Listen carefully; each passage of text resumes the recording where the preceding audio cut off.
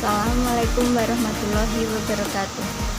Saya Agnes Nilakisti bersama teman saya Afifah Arisminanti akan mempresentasikan makalah dengan judul Meningkatkan Kemampuan Diri Melalui Sertifikasi. Di sini saya akan membahas poin A tentang pengertian sertifikasi dan poin B bagaimana program sertifikasi. Pengertian sertifikasi guru.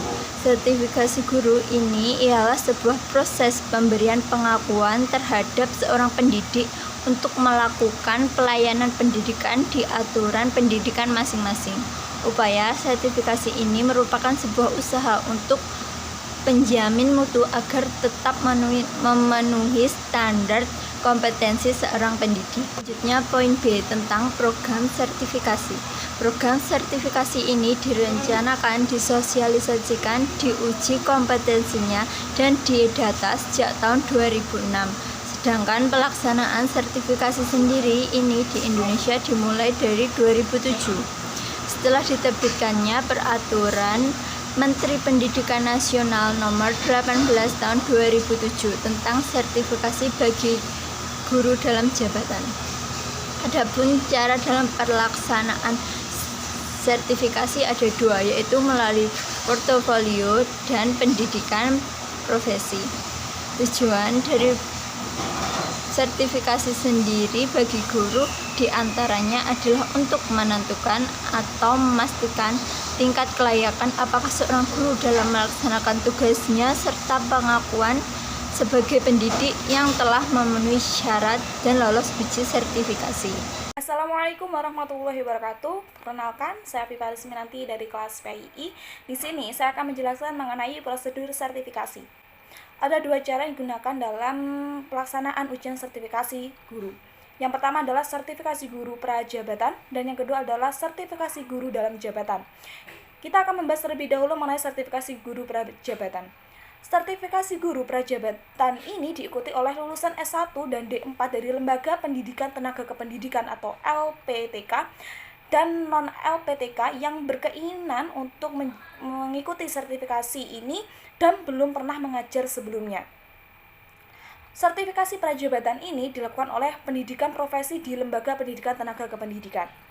Sedangkan untuk sertifikasi guru dalam jabatan, yaitu sertifikasi guru dalam jabatan yang diikuti oleh guru PNS maupun non-PNS yang sudah pernah mengajar. Sertifikasi guru dalam jabatan ini dilakukan melalui uji kompetensi. Menurut Peraturan Menteri Pendidikan Nasional atau Permendikmas nomor 18 tahun 2007 tentang sertifikasi guru jabatan, uji kompetensi dilakukan dalam bentuk penilaian portofolio. Penilaian portofolio menjadi pengakuan dan pengalaman profesional guru dalam bentuk kumpulan dokumen yang dideskripsikan. Guru pada jabatan yang lulus asesmen portofolio ini akan mendapatkan sertifikat pendidik. Lalu bagaimana dengan guru yang tidak lolos terhadap asesmen portofolio ini? Maka beliau atau pendaftar tersebut akan melaksanakan kegiatan melengkapi dokumen tersebut guna mencapai kelulusan untuk mengikuti kependidikan dan pelatihan profesi keguruan dan diakhiri dengan ujian. Adapun ujian yang diikuti ada meliputi 4 kompetensi. Yang pertama adalah kompetensi pedagogik, kompetensi kepribadian, kompetensi sosial, dan kompetensi profesional. Untuk tata cara ujian sertifikasi dapat kita lihat penjelasannya di dalam makalah dan dalam PPT yang ada di atas.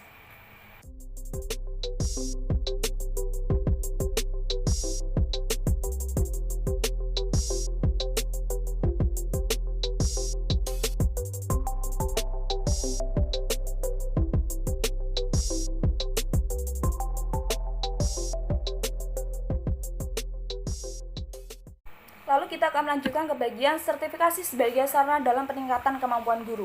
Kemampuan seorang guru dalam melaksanakan kewajiban-kewajiban secara bertanggung jawab dan layak merupakan sebuah kompetensi yang harus dimiliki oleh guru. Secara singkat, kompetensi yang harus dimiliki oleh seorang guru itu ada 4. Yang pertama adalah kompetensi pedagogik. Apa yang dimaksud dengan kompetensi pedagogik? Yaitu kompetensi khas yang membedakan guru dengan profesi lainnya, seperti menguasai karakteristik peserta didik, menguasai teori pembelajaran, dapat menguasai kelas pembelajaran. Yang kedua, yaitu ada profesi kepribadian. Profesi kepribadian merupakan kompetensi kepribadian merupakan kemampuan personal yang mencerminkan kepribadian yang mantap, stabil, dewasa, arif dan berwibawa, menjadi teladan yang baik bagi peserta didik dan berakhlak mulia. Jadi di dalam kompetensi ini seorang pendidik harus mampu menjadi suri tauladan atau contoh yang baik bagi peserta didiknya. Lalu yang ketiga yaitu kompetensi profesional. Kompetensi profesional adalah kemampuan dalam penguasaan materi, pembelajaran dan bidang keahliannya. Dan yang terakhir adalah kompetensi sosial, merupakan kemampuan guru untuk berkomunikasi dan berinteraksi secara harmonis baik kepada peserta didik, sesama pendidik maupun tenaga kependidikan, orang tua, wali, dan bermasyarakat. Sekian presentasi dari kami, kurang lebihnya mohon maaf. Billahi taufiq wal hidayah. Wassalamualaikum warahmatullahi wabarakatuh.